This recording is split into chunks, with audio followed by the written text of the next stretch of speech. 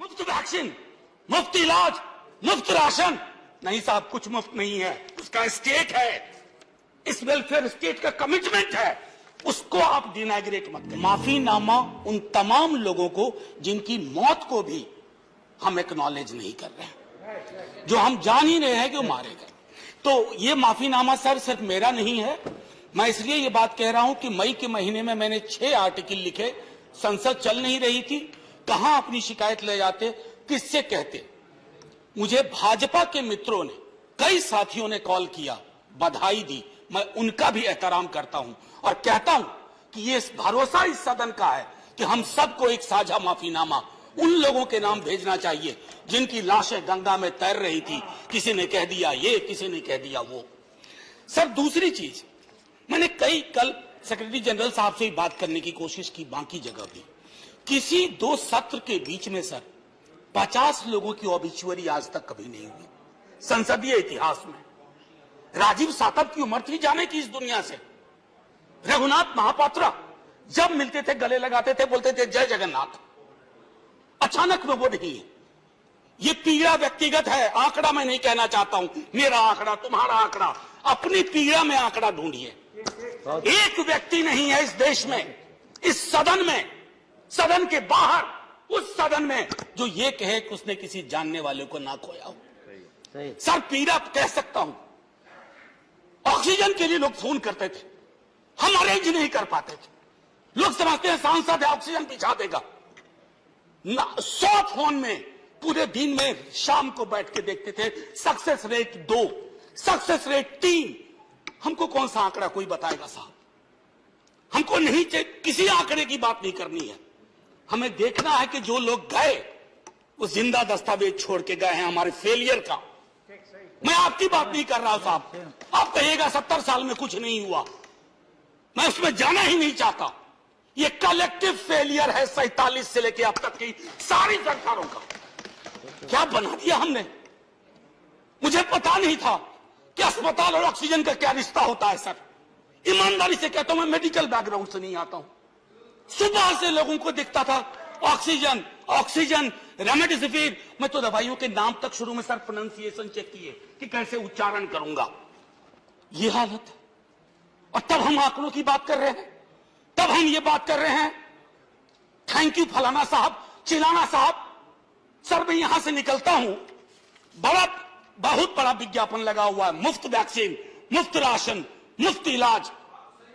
Sir एक minute, मैंने किसी नहीं, please I don't want my time. मैं किसी दल की ओर से आज नहीं बोल रहा हूं, मैं दावे के साथ कहता हूं, मैं लाखों लोगों की ओर से बोल रहा हूं जो यहां बोलना चाहते हैं। अब मेरी बात सुनिए, आज शिकायत नहीं कर रहा हूं आपसे। ये वेलफेयर स्टेट है ना, एक साबुन की टिकिया अगर कोई गरीब गांव में खरीद रहा है ना सर, तो अडानी अंबानी के बराबर का करदाता है। आप उसको कह रहे हो मुफ्त वैक्सीन, मुफ्त इलाज, मुफ्त राशन। नहीं साहब, कुछ मुफ्त नहीं है, उसका स्टेट है, इस वेलफेयर स्टेट का कमिटमेंट है, उसको आप डिनाग्रेट मत करिए, डेमोनाइज मत करिए, उसे बौना मत बनाइए। ये आग्रह है मेरा।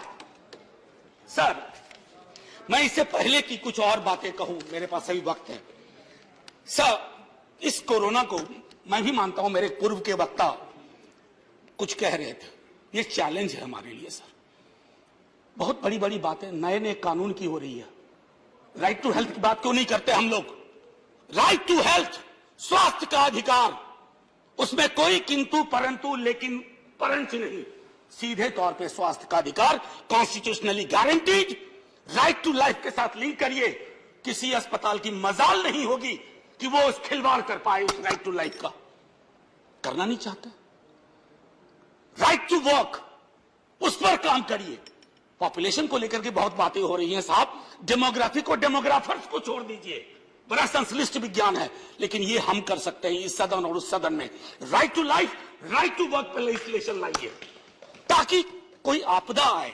अभी तो हमारे लीडर ऑफ हाउस नहीं है, नए नए बने हैं, उनसे मैं कहता, जब वो रेल मंत्री थे, हॉस्पिटैलिटी सेक्टर के लोगों को निकाल दिया गया। इसी कोरोना काल में मैंने लगातार आवाज उठाई, कोई सुनने वाला नहीं है सर, कोई नहीं सुन रहा। अगर आप सांसद की नहीं सुन रहे हैं तो जो छोटे अदना संविदा वाले नौकरी से निकाले गए उसकी कौन सुनेगा सर? एक और अद्भुत चीज हुई इसी कोरोना के दौरान, माननीय उपसभापति महोदय, जब हाहाकार मचा हुआ था हॉस्पिटल के लिए, आईसीयू बेड्स के लिए, दवाइयों के लिए, यह हाहाकार जब मचा हुआ था, उस दौर में सर कई चीजें हुई, जिसमें से एक जो महत्वपूर्ण चीज मैं जिसका जिक्र करूंगा, उस हाहाकार में सरकारें, मैं सिर्फ केंद्र को नहीं कह रहा हूं, कई राज्य सरकारें भी नदारद थी। वो 1.5 महीना कैसे बिताया है इस मुल्क ने, हमारे सदन के कोई लोग बड़े मुश्किल से बच के आए, मैं नाम नहीं लूंगा, पूरे देश ने वो वक्त कैसे बिताया है, नाइटमेयर की तरह लगता है सर, डरावना लगता है। एक मेरा स्टूडेंट पढ़ा है, वह 37 साल का, हॉस्पिटल का बेड जब तक मैंने अरेंज किया वो दुनिया छोड़ के जा चुका था। मैं इसलिए बार बार इसको इसलिए ये कह रहा हूं कि इसमें व्यक्तिगत पीड़ा को ढूंढिए, तब हम इसका निदान ढूंढ पाएंगे। मेरी नाव तुम्हारी नाव, मेरा काल तुम्हारा काल, ये तो बहुत कुछ हुआ, इस भौकाल से आपको कुछ हासिल नहीं होगा। सर बस 1 मिनट और लूंगा, जो मैं कहना चाह रहा था। सर एक खत मैंने मृतात्माओं के नाम लिखा था, कुछ कर नहीं पा रहा था, बेबसी में एक खत लिखा जो लोग इस दुनिया से चले गए, उसमें कुछ मैंने सलाह दी थी सर सरकार से, और ये जो उस बीच में कहा गया कि सरकारें फेल नहीं की, सिस्टम फेल कर गया। अरे साहब ये सिस्टम क्या है? बचपन से सुनते थे कि सिस्टम के पीछे व्यक्ति होता है, सिस्टम के पीछे एक संरचना होती है। अगर वो सिस्टम फेल किया है, चाहे दिल्ली में या किसी गांव की गलियों में, तो वहां की सरकारें फेल गई। सिस्टम का नाम इसे मत दीजिए, क्योंकि यही वो सिस्टम बनाते हैं। धन्यवाद। और आप बस आखिरी टिप्पणी करने दीजिए। प्रोफेसर धन्यवाद, आपको ज्यादा टाइम दे चुका हूं मैंने। सर बस 10 सेकंड लूंगा। आज जय हिंद बोलने में भी वो खुलूस नहीं आ रहा है जो आम दिनों में हुआ करता है। मैं सिर्फ इतना आपसे आपके माध्यम से कहना चाहता हूं, मैंने एक शिकायत नहीं की सर, किसी से नहीं। किससे शिकायत करेंगे? आहत हूं, जगाना चाहता हूं स्वयं को भी आपको भी, क्योंकि अगर गंगा में तैरती लाशें, सर जिंदगी में डिग्निटी चाहिए, मौत में उससे बड़ी डिग्निटी चाहिए। हमने अनडिग्निफाइड डेथ को विटनेस किया है, और अगर हमने इसको दुरुस्त नहीं किया सर, आने वाली सदियां माफ नहीं करेगी। आप बड़े बड़े इश्तहार छपवाओ, अखबारों के 4 पन्ने रंग दो, फलाना थैंक यू सर इतिहास को थैंक यू कहने का मौका मिलना चाहिए। धन्यवाद। जय हिंद साहब। अगर मेरी बात से फिर भी किसी को कष्ट पहुंचा हो, मैं उन्हीं लाखों लोगों की धन्यवाद।